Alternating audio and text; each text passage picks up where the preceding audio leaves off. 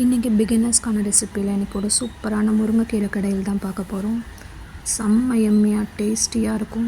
கண்டிப்பாக ட்ரை பண்ணி பார்த்துட்டு எப்படி இருக்குன்னு சொல்லுங்கள். அதுவும் கொதிக்க கொதிக்க சாதத்தில் நீங்கள் இந்த கீரை கடையில் போட்டு சைட் டிஷ்ஷாக ஒரு எக் ஃப்ரை வச்சு சாப்பிட்டிங்கன்னா சான்ஸே இல்லை, வேறு லெவல் டேஸ்டியாக இருக்கும். கண்டிப்பாக ட்ரை பண்ணி பாருங்கள். வாங்க அது எப்படி பண்ணலான்னு பார்க்கலாம். அதுக்கு பார்த்திங்கன்னா கொஞ்சம் துவரம்பருப்பு ஊற வச்சு இந்த மாதிரி குக்கரில் ஆட் பண்ணிக்கோங்க. ஒரு 10 பல் பூண்டு ஆட் பண்ணிக்கோங்க. கொஞ்சம் தண்ணி ஆட் பண்ணி நீங்கள் ஒரு 5-6 விசில் விட்டு எடுத்துக்கோங்க. அப்புறம் ஒரு ஃப்ரெஷ்ஷான கொஞ்சம் முருங்கைக்கீரை நம்மளுக்கு தேவைப்படும். ஸோ அதுவும் எடுத்துக்கோங்க. எடுத்து வாஷ் பண்ணி வச்சுக்கோங்க.